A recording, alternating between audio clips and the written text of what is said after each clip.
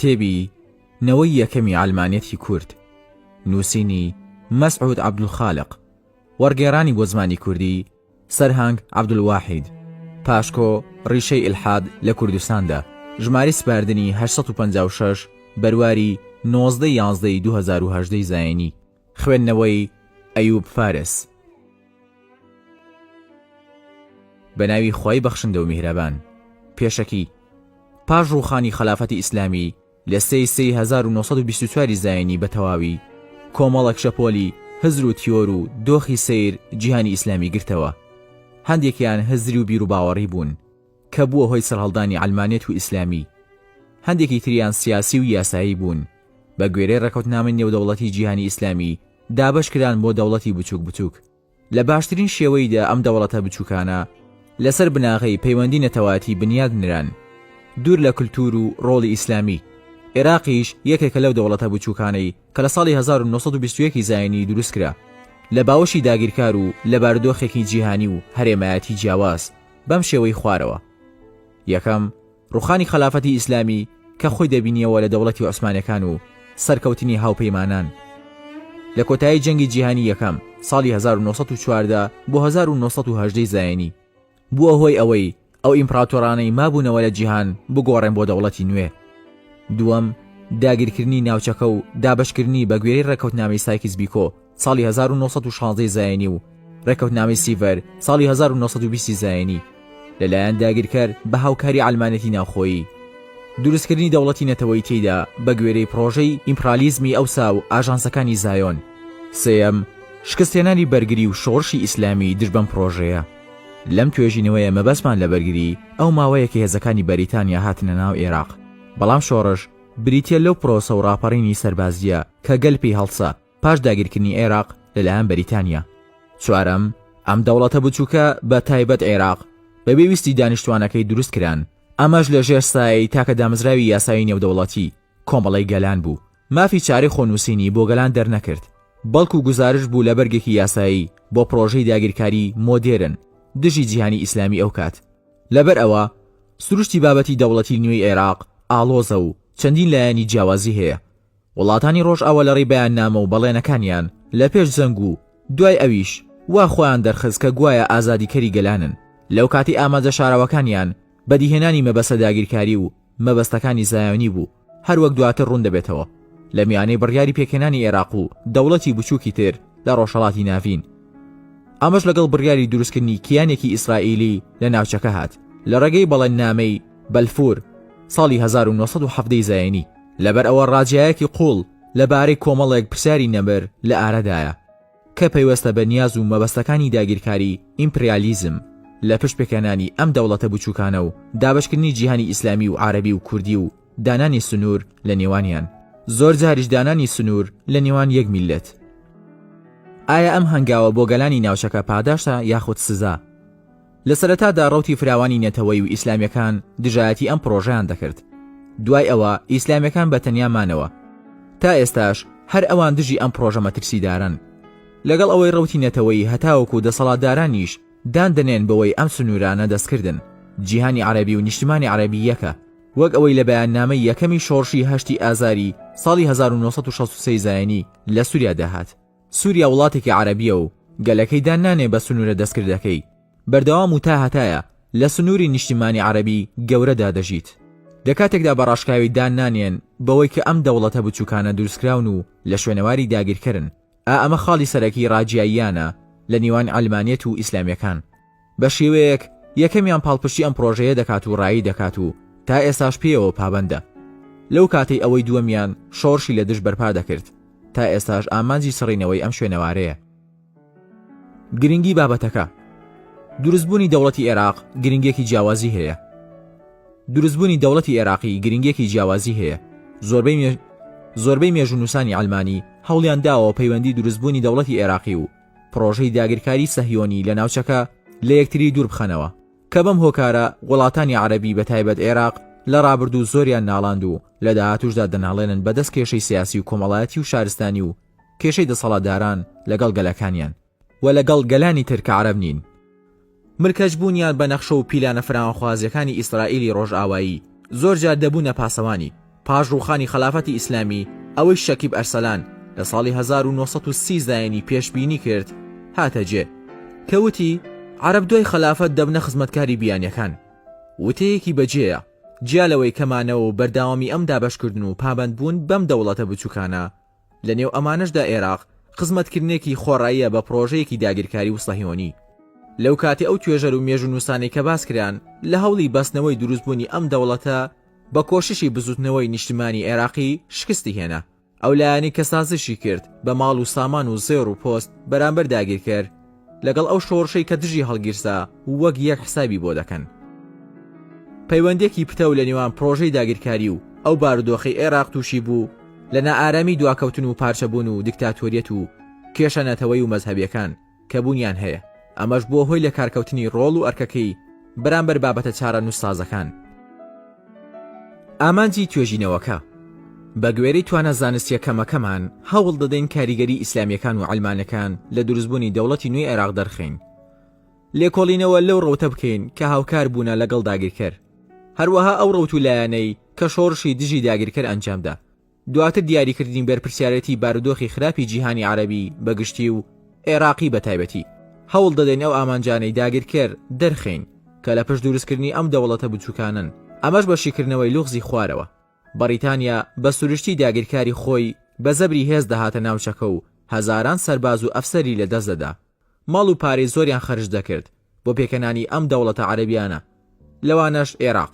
کۆششی زۆریان خەرج کرد لە پێناو تەواوکردنی دامەزراوە و پێویستەکانی دەوڵەت وەک حکومەت و پەرلەمان و سوپا و داهات، دانانی سنوور، لە کۆتاییدا دانان و بردننی بۆ کۆمەڵی گەلان وەک دەوڵەتێکی سربەخۆ، پێشکەشکردنی بە دەوڵەتی عێراقی. ئایا ئەم لۆژیکە لەگەڵ سروشتی داگیرکەر و بنەماکانی سەرمایەداری و لیبرالیەتی بەرژەوەندی خواز دەگونجێ؟ ئایا پلانێکی گەوری لە دواوە نییە؟ هەوڵ دەدەین ئەم مەتەڵەشی بکەینەوە، ئەوە بتوێژینەوە کە ئایا پرۆژەی دەوڵەتی عێراقی پرۆژەیەکی داگیرکاری بوو یاخود بەرهەمی بزوتنەوەی نیشتیمانی عێراقی بوو. عەلمانی و ئاینی لەکوێی ئەو هاوکێشە ئاڵۆزن. گرنگترین کێشەکانی ئەم توێژینەوەیە. لە میانی ئەم توێژینەوەیە ئەم کێشە زانستی و هونەریانەم ڕوبەڕوو بوونەوە. یەکەم، نەمتوانی ڕاستەوخۆ بەڵگەنامە بەریتانی و عوسمانیەکان بە تەواوی دەست بخەم کە پەیوەستن بە کاروباری ویلایەتەکانی عێراقی. دووەم، زۆربەی ئەو مێژ و نووسانەی لەبارەی عێراق نووسیویانە لەژێر سایەی ڕابوونی نەتەوەی بوونە بۆ ڕازیکردنی ئەمری واقع بووە. هەوڵیان داوە ڕەشنووسێکی بنەڕەتی مێژووی و شارستانی و یاسایی و سیاسی و شۆڕژگێری و نیشتیمانی خودی بۆ دەوڵەتی عێراق دروست بکەن. تێبینی دەکرێت کە بۆ شایی و زنجیرەی ونبوو هەیە لە میانەی قۆناغەکانی دروستبوونی دەوڵەتی عێراقی بە بنچینەیەکی قوڵی مێژووی دەست پێ دەکەن. دروستبوونی دەوڵەتی عێراقی بە مێژووی دەرکەوتنی بزوتنەوەی نیشتیمانی و نەتەوەی و شۆڕشی بیست دەبەستنەوە. لە کاتێکدا شۆڕش شکستی هێنا و بە ڕێگەیەکی داخراو گەیشت. لێرەوە دەخرێنە سەر ڕێچکەیەکی بەڕیتانی بۆ ئەم دروستکردنە. ئەمەش ئەو بۆشایی و زنجیرە ونبووەیە کە ناتوانرێت پێکەوە ببەسرێتەوە. لەبەر ئەوەی ئەم دوانە گزارش لە دوو مێژوو، دوو خواست و دوو ئامانجی لە یەکتر دوور و ململانە کار دەکەن. لەبەر ئەوە توێژەرێک بێت ڕوبەڕووی لەمپەری زۆر دەبێتەوە بۆ گەیشتن بەم زانیارە ڕاستەقینانە دەربارەی دروستبوونی ڕاستەقینەی ئەم دەوڵەتە لە ڕووی پاڵنەر و ئامانج و لایەنە بەشداربووەکان. سێەم، تێبینی دەکرێت هەموو ئەو نووسینانە کە پاش دروستبوونی دەوڵەتی نوێی عێراقی دەربارەی مێژووی ئەو ناوچەیە دەرچوون بۆ ئەم ناوانە وەرگردراون. وڵاتی نێوان دوو ڕووبارەکە، میزۆپۆتامیا، وڵاتی بابل، وڵاتی ئاشور، سەواد هەتا دوایی بۆ عێراق. هەروەها هەڵسان بەڕێخستنەوەی ئەو ڕووداوە مێژووی و شارستانی و زانستیانە کە لەسەر ئەم زەوێ ڕوویان داوە و گەڕاندنەوەیان بۆ مێژووی عێراق. وا بۆ خوێنەر دەردەکەوێت کە عێراق بەم قەبارە سنوور و پێکهاتانە خاوەنی ڕەگ و ڕیشەیەکی مێژووی و سیاسی و کۆمەڵایەتی و شارستانیە بۆ هەزاران ساڵ دەگەڕێتەوە. لە کاتێکدا حەقیقەت ئەوەیە کە مێژووی سیاسی عێراق پاش جەنگی جیهانی یەکەم دەرکەوت. ئەو کاتی بەریتانیا لە ناو 32 ویلایەتی عوسمانی 3 ویلایەتی هەڵبژارد بۆ پێکەنانی عێراق. پەیڕە و پلانی توێژینەوەکە پشتی بە چەندین پەیڕە و پلان بەستووە، لەوانە مێژووی و سیاسی و شیکاری و بەراوردکاری. هەوڵم داوە لە هەست و سۆز و کاریگەری ئەمری واقع دوورکەومەوە، بەڵکو پەیوەست بم بە توێژینەوەیەکی بابەتی دەربارەی ڕاستیەکان لەبارەی دروستبوونی دەوڵەتی نوێی عێراق لە نێوان ئەم سێ کاریگەریە سەرەکیە: عەلمانیەت، ئیسلامی و ڕۆڵی داگیرکەری بەڕیتانی تێیدا. بەوەی کاریگەری ئیسلامی و عەلمانی لەم پرۆسەیە زیاتر لە توێژینەوەی هزری و فەلسەفە درۆژدابڕاکان نزیکە. زۆرجار لە کاتی کورتکردنەوەی پێویستی بە خوێندنەوەیەکی چڕ و پڕ هەیە، بەتایبەت ئەوەی من زۆر پشتم بە گواستنەوەی دەقەکان نەبەستووە، بەڵکو هزرەکەم لێەوە وەرگرتووە لە پێناو کورتکردنەوەی. لەسەر ئەمە توێژینەوەکەم داباش کردووە بە گوێرەی بەش و دەواازەکان بەم شێوەی لای خوارەوە. ناونیشانی توێژینەوەکە: ئیسلام و عەلمانیەت، ڕۆڵیان کاریگەر لە دروستبوونی دەوڵەتی نوێی عێراق ساڵی 1921 کە پێک دێت لە 3 بەش، هەر بەشێک پێک دێت لە 3 دەواازە و هەر دەواازەیەکیش لە 3 باس پێک دێت. لە بەشی یەکەم باسی پێناسەکانی عەلمانیەت و سەرهەڵدانی و چۆنێتی هاتنە ناو جیهانی ئیسلامیەوە کراوە. بەراوردم لە نێوانی هیزری و ئیسلامی کردووە دەربارەی دروستبوونی دەوڵەت. لە بەشی دووەم باسی بارودۆخی جیهانی و هەرێمایەتی و ناوخۆیم کردووە پێش دروستبوونی دەوڵەتی عێراق. لە بەشی سێم و کۆتایی کەمێک بە درێژی باسی کاریگەری عەلمانیەت و ڕۆڵی داگیرکە لەلایەکی تر کاریگەری ئیسلامی لە نەخشەکێشانی ناوچەکە و عێراق بە تایبەتی، قۆناغەکانی دروستبوونی دەوڵەتی نوێی عێراق و گرنگترین دامەزراوەکانی، دواتر بە دەرەنجامی باشەوە دەرچوین لە نەخشەکە کە نەخشەی پێکەنانی دەوڵەت پاداش نەبوو بۆ گەلانی ناوچەکە، بەڵکو سزایەکی تون بوو کە کاریگەری تا ئێستاش ماوە. بە زۆری ئیسلامیەکان دژی ئەم نەخشەیە وەستانەوە، عەلمانەکان سازشیان کرد، دووەمیان سەرکەوت و یەکەمیان شکستی هێنا. بەشی یەکەم: ئیسلام و عەلمانیەت. لەم بەشەدا ئاماژە بە پێناسەکانی عەلمانیەت و مەبەست و بارودۆخی سەرهەڵدان و گەشەکردنی دەکەین. بە هەمان شێوە باسی هۆکارەکانی بڵاوبوونەوەی لە جیهانی ئیسلامی دەکەین. هەروەها گرنگترین پاسا و هێز و توانای مانەوەی کاریگەریان لە پێکەنانی کیانە سیاسی و قوتابخانە و دەستوری دەوڵەتان. پاشان باسی ئیسلام و هێڵە گشتیەکانی، ڕەگەزەکانی هێزی بەردەوامیەکەی، گرنگترین لایەنە سیاسی و لایەنە ناکۆکەکانی لەگەڵ عەلمانیەت دەکەین. مەبەست لە توێژینەوەی ئەم بەشە دیاریکردنی کاریگەری ئیسلام و عەلمانیەتە لە فەرهەنگی پرۆسەی دروستبوونی دەوڵەتی عێراق ساڵی 1921 زاینی. لەسەر ئەم بناغەیە ئەم بەشەمان بۆ ئەم دەواازانەی خوارەوە دابەش کرد. دەواازە یەکەم: عەلمانیەت، سەرهەڵدان و گەشەکردنی و هۆکار و پاساوەکانی. دەواازەکانی: ئیسلام، هزری فەلسەفی و دەربارەی ئیسلام، ئیسلام و ئیسلامی، عەلمانیەت لە جیهانی ئیسلامی. دەواازەی سێم: تیۆرای دەوڵەت لە نێوان ئیسلام و عەلمانیەت، دیاریکردنی ڕۆڵی ئیسلام و عەلمانیەت لە دروستبوونی دەوڵەت. دەواازەی یەکەم: چەمکی عەلمانیەت. باسی یەکەم: عەلمانیەت لە ڕووی زمانەوانی و زاراوەییەوە. جیاوازی لە بۆچوون و بەرژەوەندی وای کردووە زۆربەی زاراوە و چەمکەکان پێناسەگەلێکی زۆر هەڵبگرن، لە نێوان ئەمانەش عەلمانیەت. بەڵام نیمچە کۆدەنگیەک هەیە لەسەر مەبەستەکەی کە بریتیە لەوەی بانگەشەیەکە بۆ ژیانکردن بەبێ ئاین، یان وەک مەوسوعەی ئینسکلۆپیدیا بریتانیکا وەسفی کردووە ژیانێک بۆ سەرزەوی بەهۆی جیاکردنەوەی ئاین لە دەوڵەت یاخود جیاکردنەوەی ڕەها لە نێوان سیاسەت و ئاین، کە هۆبۆز ساڵی 1588 بۆ 1679 زاینی بۆ یەکەم جار بانگەشەی بۆ دەکرد، ئەویش لە ڕێگەی بەستنەوەی ئاین بە یاسا و جیاکردنەوەی لە ڕاستی بە سوود وەرگرتن لە تیۆرەکانی میکافیلی ساڵی 1469 بۆ 1547 زاینی لەبارەی دروستکردنی زانستە نوێیەکانی سیاست لە میانەی داڕنینی سیاست لە ئەخلاق و ئاین. بە فراوانبوونی پلەبەندی ئەم زانستانە ئەلمانیەت هەموو ڕەهەندەکانی ژیانی ئەم سەردەمەی گرتەوە. ئەو کاتی ئەرکەکەی گۆڕا بۆ جیاکردنەوەی ئاین لە تەواوی ژیان، پاشان پێناسەکەی گۆڕا و فراوان بوو، فەلسەفە و سیاست و زانستە کۆمەڵایەتی و ئابووری و یاسایەکانی گرتەوە. بۆ هەر یەکێکیان پێناسەیەکی تایبەت پەیدا بوو، لەوانە: یەکەم، عەلمانیەت مەزهەبێکی یاسایی سیاسیە بە وەلانانی دەسەڵاتی ئاینی جا دەکرێتەوە. دووەم، عەلمانیەت پەیڕەوێکی دونیاییە، نا ئاینیە، مەدەنی، نا ئەلکلیرکیە، نایاساییە، نادرێتە پاڵ ڕەهبانیەت، گرنگی بە ئاین نادات. سێەم، لە معجەم القانونی عەلمانیەت هاتووە بەوەی دنیای نا ئاینیە. چوارەم، لە معجەم الشەمائیلی فەلسەفیدا هاتووە کە لائیکی و عەلمانیەت بە مانای جیهانگەراییە بە پێچەوانی ئاینی یاخود کەهنووتی.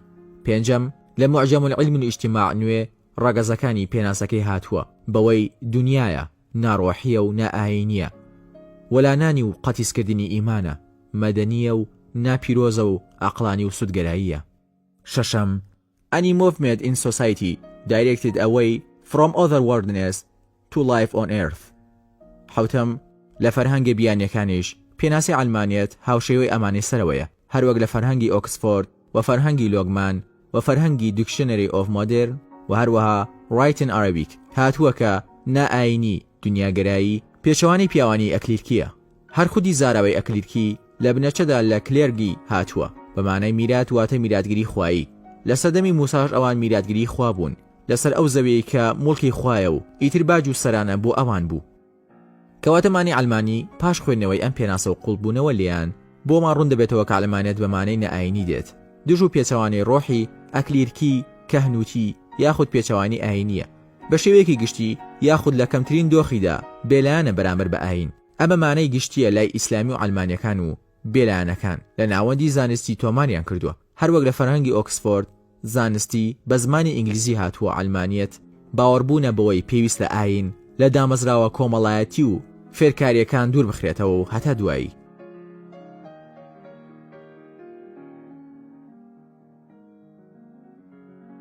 ئەلمانیەت گرنگی بە کاروباری دنیا دەدات بەبێ گوێدانە دواڕۆژ کە بە ئینگلیزی بەرامبەر بە سیکۆلارە. پێک هاتووە لە وشەی سایکۆلۆمی لاتینی واتە ڕۆژگار یاخودنەوە یاخود سەدا یان دنیا. بە زمانی فەڕەنسی بەرامبەر وشەی لائیکیە واتە جیهان دنیایی. پێچەوانی ئاینی کەهنوتی واتە گشتی یاخود ڕۆڵەی گەل واتە مەدەنی فێرنەکراو. پێچەوانی وشەی ئەکلیرکی پیاوانی ئاینی فێرکراوە. لە ڕۆمای کۆن بەو کەسانە دەوترا لائیکی ئەلمانی کە هیچ پلەیەکی ئاینیان هەڵنەگرت بوو لە کەنیسە. لە سەردەمی ڕۆشنگەری و گۆڕانکاری بەسەر کەنیسەدا بۆ پرۆسەیە دەوترا ئەلمانی سیکۆلار کە دەوڵەت سەروەت و موڵکی کەنیسەی خۆماڵی کرد واتە کردیە موڵکی دەوڵەت. بەهۆی لاوازی و بێتوانایی لەو سەردەمەدا زۆر جار ئەلمانیەت بە ناشیاوی بێتوانایی کەنیسە لە کاروباری گشتی دەوترێت. ئەگەرچی هەر یەکە لە لائیکی و سیکۆلاری کەمێک لێک گیان، بەڵام لێرەوە مانای ئەلمانیەت وەک هاوتای عەقڵگەرایی و نوێگەری سەردەمی بڵاو بووە. یەکەم بەکارهێنانی سیاسیشی لە پەیمانگەی ویستیفالیا بوو لە ساڵی 1648 زاینی. لەگەڵ ئەوەی ڕەگ و ڕیشەی زۆر کۆنا بە باوەڕی خۆم لە ڕووی مانە و بەکارهێنان لەم چوار زمانە لاتینی، فەڕەنسی، ئینگلیزی، عەرەبی لە زمانی عەرەبیدا دەگەڕێتەوە بۆ پێش ئەم مێژووە کە بۆ گزارشکردن لە ناوی ئەنجومەنی جەسمانی یەهودی بەکاردەهات کە ئەنجومەنی جێبەجەکاری دنیایی بوو بەرامبەر ئەنجومەنی ڕۆحانی دواڕۆژی. کارکردن لەم ئەنجومەنە لە عێراق تا سەردەمی پادشایەتی هەر بەردەوام بوو. لە نیوەی دووەمی سەدەی 19 دەسەڵاتە یاسایەکەی لە ئیرادە فەرمان وەرگرت کە لەلایەن سوڵتانەوە لە ساڵی 1848 زاینی. دواتر یاسای ئاینزانی یەهودی دەرچوو ژمارە 77 ساڵی 1930 لە مەلەکیە. لە ئینگلیزی ئەسکیولەر دەگەڕێتەوە بۆ لاتینی. هەروەک پێشتر باسمان کرد لە فەڕەنسیش لائیکی دەگەڕێتەوە بۆ بنچینەی ئیغریقی لە لایکس بە مانای ڕەشۆکی. ئەمەش زاراوەیەکی نزیکە لە کاتی دەرکەوتنی ئەلمانیەت کە دەگەڕێتەوە بۆ سەردەمی هاڕۆن دوڕدی خوای لەسەر بێت کە یاسا و کۆت و بەندەکان بەسەر کاهینەکان دەسەپێنران بەسەر ئەوانی تر نەدەسەپێنرا لە لاویەکان یاخود جەماوەر بەگشتی. ئەوانە پێیان دەوترا لائیکیەکان، دنیاییەکان، ئەلمانیەکان، پێچەوانەی کەهنوت. کاتێک سەردەمی ڕۆشنگەری دەستی پێکرد لە ئەوروپا یەکەم داواکاری جاکردنەوەی ئاین بوو لە دەوڵەت بۆ ئەوەی هەموو خەڵکی بێتە لائیکی یاخود ئەلمانی تەنها بۆ دنیا کار بکات. هەروەک پێناسەکەی مۆسوعی بەریتانی سەرو بەم شێوەیە زاراوەی ئەلمانیەت دەرکەوت و بڵاو بووە. یەکەم کەس لە جیهانی ئیسلامی لائیکی فەڕەنسی بۆ ئەلمانیەت وەرگێرا لویس باستری میسری بوو لە فەرهەنگەکەی فەڕەنسی عەرەبی لە ساڵی 1828 زاینی. لە بنەڕەتدا ئەلمانیەت زاراوەیەکی تایبەتە بە یەهودی، هیچ پەیوەندی بە زانست و عیلمەوە نییە. زۆر جار ئەم وەرگێڕانە تێکەڵەیەک لەگەڵ مەزهەبی زانستی دروست دەکات، وەک ئەوەی ئەلمانیەت ئاماژە بێت لەسەر شوێنکەوتنی هەنگاوە زانستیەکان بەرامبەر نکۆڵیکردن و پشتێکردنی. تا ئێستاش لەسەر ئاستی جیاواز خەڵکی تووشی ئەم تێکەڵکردنە بوونە. محەممەد مەهدی شەمسەدین دەڵێ وێژەی ئەلمانیەت کە نزیکە لە وێژەی عیلم و زانست زۆرێک لە عەمامە بەسەرەکانی هەڵخەڵەتاندووە لەبەر ئەوە پاڵپشتی ئەم بانگەشەیان کردووە. ئیسلامیەکان بەتەنیا نین لە توشبوون بەم تێکەڵکردنە، بەڵکو دەبینین هەندێک فەرهەنگ و پسپۆرت تووشی هەمان دەرد بوونە.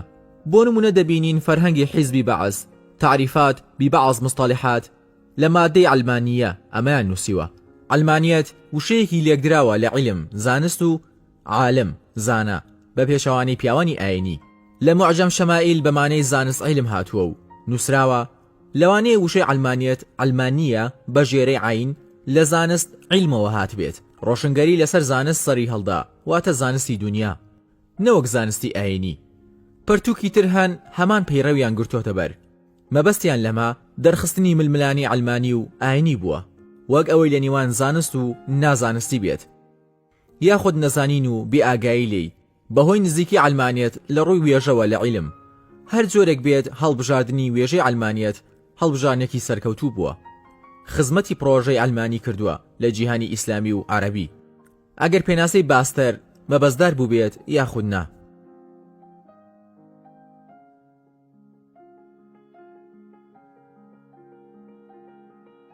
باسی دووەم سەرهەڵدان و گەشەکردنی علمانیت. ڕیشەی فەلسەفی علمانیت. لە سەرەتادا علمانیت سیستەم نەبووە وەک ئێستا، زیاتر ئەوانە بوونە کە لە فکری فەلسەفی بۆچوونی تایبەتیان هەبووە لەبارەی پەیوەندی خوا بە سروشت یان لەسەر خودی ئیمان. ئەو کات دەهریان پێدەوترا، وەک جیمس پرویر لە کتێبەکەی ئیلحاد الغەربی وێستێرن ئەثیزم.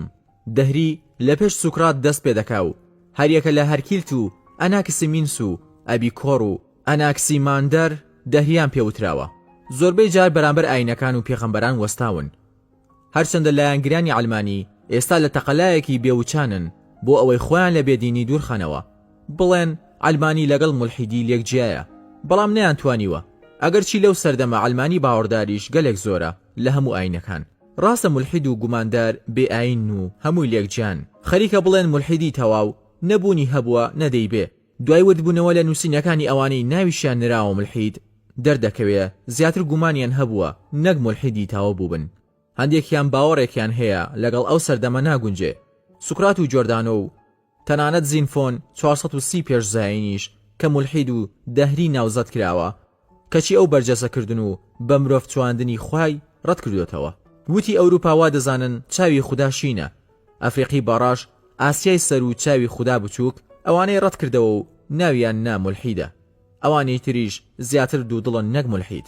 هەتا دیکۆراس کە بە یەکەم مولحیدی ئەوروپا هەژمار دەکرێت دەردەکەوێ مولحید نەبووە، دوودڵی و گومانی هەبووە. بۆیەش ئەو ئامارە زیاتر نزیکە لە ڕاستی کە دەڵێ ئێستا ڕێژەی مولحیدی ڕەها تەنها لە 2% جیهانە، بەڵام ئەوەی زۆر بربڵاوە تا ئێستاش دەهریە یان ناشرالیزم لەبەر ئەوەی پانتایەکی زۆری علمانیەتیش بەڕاچەڵەکی فەلسەفی دەچێتەوە سەر دەهری. ئەوانە ڕایان وا بووە کە ئەو بوونەوەرە دەکرێت دروست ببێت بەبێ ئەوەی پێویستمان بەخوا و خالق و دروستکارێک هەبێ، دەشکرێ بەردەوامیش بێت بەهۆی سروشت.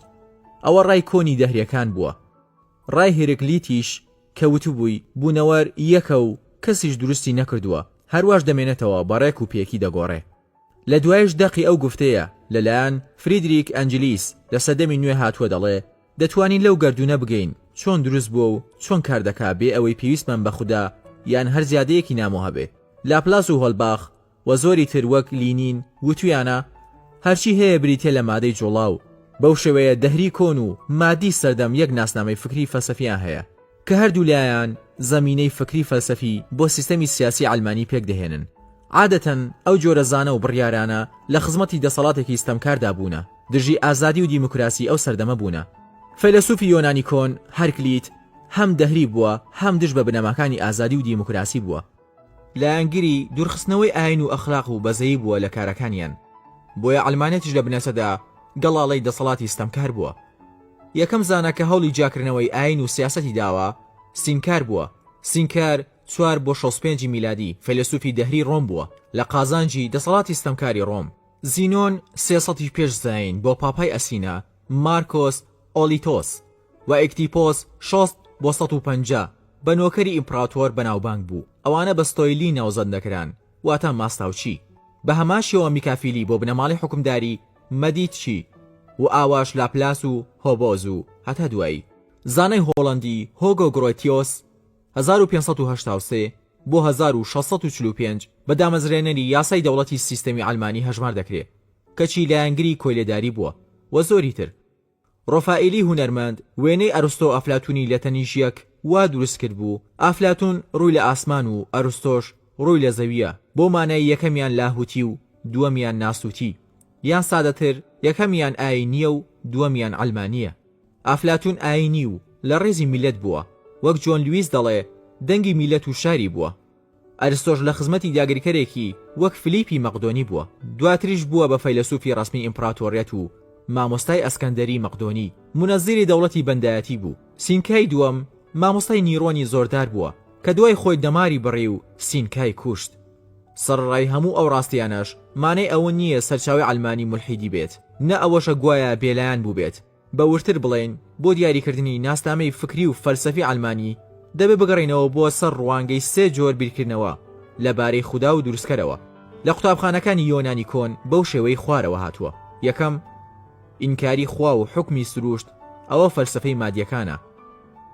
بریتی بوون لە دیمۆقریتس، لیویکویب، ئەناکسیمینیس، ئەبیکۆر، ئەناکسیماندر، هەریەکە بە جۆرێک باوەڕی بەوە نەبوو خوددا داهێنەری بوونەوەرە. دیموکریت و وتویانە بناغی هەموو بوونەوەر ئەتۆمە نەک خوددا. لە کتێبی دیالێکتیک تەبیعە ساد 216 دەڵێ یەکەم زانەکەوتی جیهان لە ئەتۆم پێکاتووە لۆکی بۆز بوو نەک دیموکریتیس. دووەم، پێیان وایە خوددا هەم دروستکەرە هەم حکمی ڕاستە و خۆیە لەسەر ژیان و بێژیان و سروشت.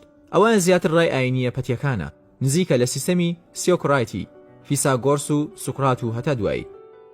سێیەم، خوا دروستکارە بەڵام حەقی بەسەر گەردون و بوونەوەر و سروشت نەماوە. لێرەوە ئەبیقۆر لە مولحیدی پلەیەکدا دەبەزێ و دەڵێ لە خۆی ناوەشێتەوە حکم لەو بوونەوەرە لەسەر مار و بۆق و ئاو و ئاگر بکە، خۆی بچووک بکاتەوە وازیان لێبهێنێ. ئەوانە گەلێ زۆرن. ئەرستۆ پێشڕەویانە، زیاتر دیزمیان پێدەوترێ. ناسنامەی ئەلمانیەتی ئێستا لەو بەشەیە لە جۆری سێیەمە، جۆرێکە لە دیزمی. لە سەردەمی نوێ هەربرە تیشرپۆری لە ساڵی 1583 بۆ 1648 زاینی بە یەکەم دامەزرێنەرەوەی دیزمی هەژمار دەکرێت. دیکارتیش یەکەم کەسە یاساکانی سروشتی ئاوا داڕش و دەڵێ خوا سروشتی دروست کردووە و وازی لێهێناوە. سروشت و ژیان بێ خوددا کاری خۆی بەهۆی یاسا سروشتەکانەوە دەکا. بۆیە لە توێژینەوەی خوداوەند تەنها بۆ یەکەم پرۆسەی خەڵق پێویستە. وەک وەصفی ویل دیوڕاند، خوددا بە سیستەمی مەلەکی دەستوری شای بەڕیتانی چواندووە چۆن خاوەنە نەک حاکم، ئەویش هەر دروستکەرە نەک فەرماندەر. دەتوانین بڵێین فکری ئەلمانی بەگشتی پشت بەو فەلسەفەیە و ڕای سێیەم دەبەستێ، وەک بەشێک لە لێکجاکردنەوەی حاکم و خاڵق، ئاین بۆ خوددا و حکمیش بۆ ئادەمیزاد، خاڵق بۆ خوددا و ئەمر بۆ مرۆڤ، لە سروشتیش خەڵق بۆ خوددا و بەڕێوەبردنیش بۆ سروشت. دیزمیەکان لە فەلسەفەی یۆنانی تا دەگاتە ئەلمانیەتی ئەو سەردەمەکە دەڵێن خەڵق بۆ خوددا دەگەڕێتەوە، بەڵام ئەمر بۆ ئێمەیە بە پێچەوانەی ئەلا لەهو الخەڵق والئەمر، کاروباری ئاسمانی بۆ خوا و زەویش بۆ ئێمە. دەیانەوێ بڵێن ئەو دنیای نزیک لە ئێمە سروشت و ژینگەی ژیان وەک بوونەوەر نییە، هەموو کارەکانی لەدەست خۆی بێت. بەو شێوەیە هەروەکو چۆن ئەلمانیەتی ئێستا لە لێکجیاکردنەوەی ئاین و سیاست هاتووە، فکری فەلسەفیەکەشی لەو لێکجیاکردنەوانەی سەروەوە هاتووە. ئەوەش ناسنامەی فکری فەلسەفەکەیەتی. سەرهەڵدانی ئەلمانیەت لە ڕووی مێژووی و کات و شوێنەوە گەڕانەوەی جیاواز هەیە لەبارەی سەرهەڵدانی زاراوی ئەلمانیەت. هەروەها بۆچوونەکان گیان لەبارەی یەکەم بەکارهێنانی ئەو زاراوەیە.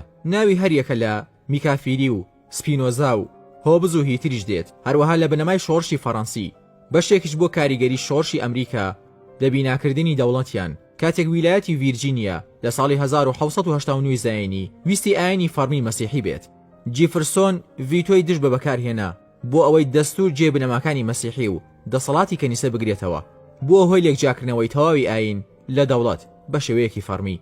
دواتریش ناوی نرا ئیعلان حقوق. ئیتر بەشێک لە زانە و فەرهەنگە کۆن و نوێکان ئەو سەرەتاییانە بە مێژووی سەرهەڵدانی ئەلمانیەت دەژمێرن، بەڵام زۆربەی لێکۆڵینەوە و توێژینەوە زانستیەکان بۆ ئەوە دەچن چەمکی ئەلمانیەت دەگەڕێتەوە بۆ پەیماننامەکەی ویستیڤالیا. یەکەم جار وەک ناو لەوێ هاتووە، لە مەوسوعەی بەڕیتانیش وا هاتووە، بەڵام باسی سیاسەتی ئەلمانی نییە، بەڵکو بە جۆرێکی ترە. ئەمەش دەقەکەیەتی سیکولار لاند and it was declared that all. ئەم پەیماننامەیە پاش جەنگی ئاینی و ڕەگەزی و مەزهەبی هات لە ئەوروپا کە بە جەنگی 30 ساڵی ناونرا. 135 ئەندام بەشداری ئەم پەیماننامەیان کرد. کارەکانی لە 14 سپتێمبەری ساڵی 1644 زاینی دەستی پێکرد و لە 24 ئۆکتۆبری ساڵی 1648 زاینی کۆتایی هات. بۆ یەکەم جار زاراوەی سیکۆلار ئەلمانی لێی بەکار هات. هەندێک لەم بنەمایانە ئەمانە بوون: یەکەم، دانان بە سەروەری و سربەخۆی وڵاتانی ئەندام. دووەم، یەکسانی و پێدانی ئازادی ئاینی بە کاسۆلیک و پرۆستانت و کالفینیەکان. سێەم، دابشکردنی ئەو زەویانە کە ناکۆکیان لەسرە لە نێو خۆیاندا. چوارەم، لەگەڵ ئەوەی ئیسپانیا ڕەتی کردەوە ئیمزا لەسەر ئەم پەیماننامەیە بکات، بەڵام دانینا بە سەربەخۆیی هۆڵەندا. بەرهەمی ئەم پەیماننامەیە دووبارە لە نوێەوە ڕێخستنەوەی ئەوروپا بوو. دەوڵەتی نەتەوەیی و دەوڵەتی بچووک بە تایبەتی لە ئەڵمانیا و کەنیسەی تایبەت دەرکەوت. بە ئەمەش زاڵبوونی لاهود بەسەر عەقڵ کۆتایی هات. بێگومان ئەم زانایانە و ئەوانەی پێشتر ناومان هێنان میکافیلی و هۆبز و سۆپنزا و هەتا دوایی پەیماننامەی ویستیفالیا ڕۆڵی گرنگیان گێڕا لە پتەوکردنی چەمکی ئەڵمانیەت. بەڵام ڕووکارە کۆنەکەی هەبووە ئەگەر بەم ناوەش نەبێ لایەنێکی لەو ململانیان مێژوویە خراپە و چاکە نوێ و کۆن ئاینی و بێئاینی بریتی بووە لە ئەڵمانیەت. بەم شێوەیە بنەمەکانی ئەڵمانیەت لە دژی ئاین لە قوڵای مێژوو دەبینین. هەندێک ئینسکلۆپیدیا و توێژینەوەی تایبەت بە فەلسفەی مێژوویی یەکەم فەیلسوفی دژ بە ئاین و باوەڕ دەگەڕێنەوە بۆ مەدرسەی هیندی و دەڵێن یەکەم مولحید سومخیا لە ساڵی 450 پێشزاین بووە. بەشێکی تر بۆ مەدرسەی یۆنانی لەوێش بۆ حەکیمی گەورە پیلاس 550 پێشزاین یان دیاگراس 500 پێشزاین. ناوی هەریەکە لە ئەناکسیۆگۆڕانس 500 پێشزاین، ئەناخسیماندەر، تیۆدۆرس، گریتۆس، ئەبیکۆر 270 بۆ 341 پێشزاین، شیشڕۆن 42 بۆ 106 پێشزاین هاتووە. هەر لەوانەش مەدرسەی نازانم یاخود گومانی مولحیدی سەری هەڵداوە. ئەنجلس 1820 بۆ 1890 دەڵێ ئەبیکۆر مەزنترین مادی مولحیدی فەلسفەی یۆنانیە. هەر سینکار 5 بۆ 65 زایینی بە یەکەم جیاکەرەوەی ئاین لە سیاست هەژمار دەکرێت. لەوانەیە دۆزینەوەی ڕەگەزەکانی ئەڵمانیەت لە قوتابخانەکانی فەلسفیەکانی یۆنانی بدۆزینەوە هەتا لە ڕەوتی میانگیریشی کە هەڵسان بە گونجاندنی نێوانی فەلسفەی خواناسی و فەلسفەی بێباوەڕی. لە یاسا و ڕێساکانی جۆن کالفن 1509 بۆ 1564 دروست بووە لە میانەی پەرتووکەکەی بە ناونیشانی ئەنظیمەت الدین مەسیحی دانی دەنا بە دەسەڵاتی پاپا، هەوڵی بەدیهێنانی حکومەتی دەدا کە پشت بە شەریعەتی خوا ببەستێ بەبێ هیچ شتێکی تر. ئەویش پەرتووکی پیرۆز بوو و لە پەرتووکی مەلەل و نەحلی ئەبوو فەتحی شیرازی هاتووە. فەلسفەی یۆنانی سەرچاوەکەشی سروشتە. فەیلسوف ئەنبادقلیس زانستی لە داود وەرگرتووە، فیساگۆرسیش لە حەزرەتی سولەیمان و هەتا دوایی. وتیان ڕاستە خوای گەورە دروستکەرە بەڵام دنیای بۆ مرۆڤ بەجێهێشتووە. لەوەوە ڕەوتی دیزم پەروەردگارێتی سەری هەڵدا کە زاراوەیەکی ئیغریقیە واتە پەروەردگار بە پێی مۆسوعەی لالاند. یەکەم کەس زاراوی دیزمی هێنایەکایەوە فیریە بوو لە ساڵی 1564 لە بەرگی دووەمی کتێبەکەی ئینستراکشن تریتمنت. بەڵام لە سەردەمی نوێ هەربەرت تیچپۆری 1583 بۆ 1638 بە یەکەم دامەزرێنەرەوەی دیزمی هەژمار دەکرێت وەک لە پێشووتر وتمان. دواتر بووە ئایدۆلۆژیای ئاینی کە دانی نابەبوونی خوا تەنها وەک دروستکەر نەک بەڕێوەبەر وەک خوددا وازی لە دنیا هێنا بۆ مرۆڤ بە گوێرەی باوەڕی ئەوان. دەگوترێ یەکەم فەیلسوف کەوتی خوا جیهانی دروست کردووە دوای وازی لێ هێناوە و پشتگوێی خستووە ئەبیکۆری یۆنانی بووە. بەو شێوەیە مارتن لۆسەر بۆچوونی نزیک لەم بۆچوونە هەبوو. دەڵێت خوای گەورە ئەندازیاری دروستکردنی ئەم بوونەوەرەیە وەک شانۆ بۆ مرۆڤی بەجێهێشتووە. ئەم تیۆرە ئەقلی پیاوانی ئاینی گرتەوە. قەشە ویلیەم سامبل لە کەنیسەی کەتنبیری لە بەریتانیا دەڵێ خوای گەورە بەتەنیا ئاینی دانەناوە بەڵکو مرۆڤیش بەشداری کردووە. ئەم بۆچوونانەش نزیکن لە بۆچوونەکانی ئەڵمانیەتی ئەم ڕۆژگارە کە جیاکردنەوەیەکی ئاشکرا لە نێوان ئاین و دنیادا کراوە. لەبەر ئەوە وادا دەنرێت کە ئەڵمانی سەردەم درێژکراوەی هزری یۆنانی کۆنا. محەممەد مەهدی شەمسەدین دوورتر لەمە ڕۆشتووە کاتێک دەڵێ ڕەگ و ڕوشی ئەڵمانیەت دەگەڕێتەوە بۆ کۆمەڵگەی یۆنانی و ئیمپراتۆرێتی ڕۆمانی پێش مەسیحیەت. زیاد لەوەش دەڵێت ئەڵمانیەتی نوێ هیچ نییە تەنها وێنەیەکی ئەڵمانیەتی کۆمەڵگەی ڕۆمانی بتپەرست نەبێت. قۆناغێکی تر هاوشێوەی ئەڵمانیەت.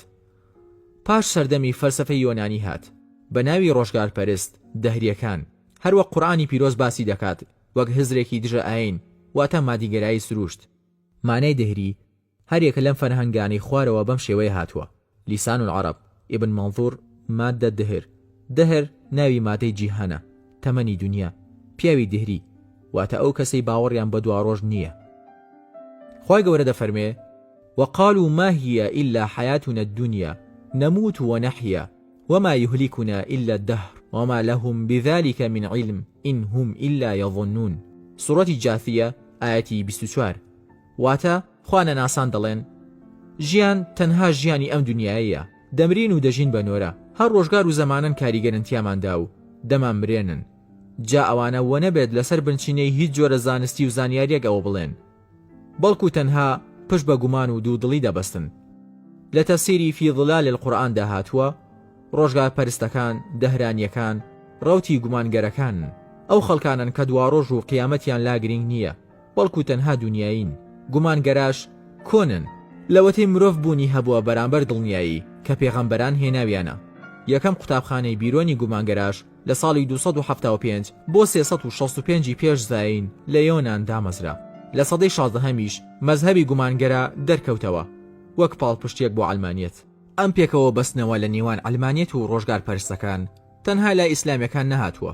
شەبلی عیسا لەبارەی ڕۆژگار پەرستەکان دەهری نووسیوێتی بزوتنەوەی زەندەقە و ڕۆژگار پەرستەکان لەم خاڵەدا لەگەڵ مادیەتی و بێباوەڕی بەیەک دەگەن لەگەڵ ئەلمانیەتە تونڕەوەکان. لەسەر ئەم بنچینەیە جەمالەدین ئەفغانی لە پەرتووکەکەی ڕەد العەلە الدەهرین وەڵامی هەریەکە لە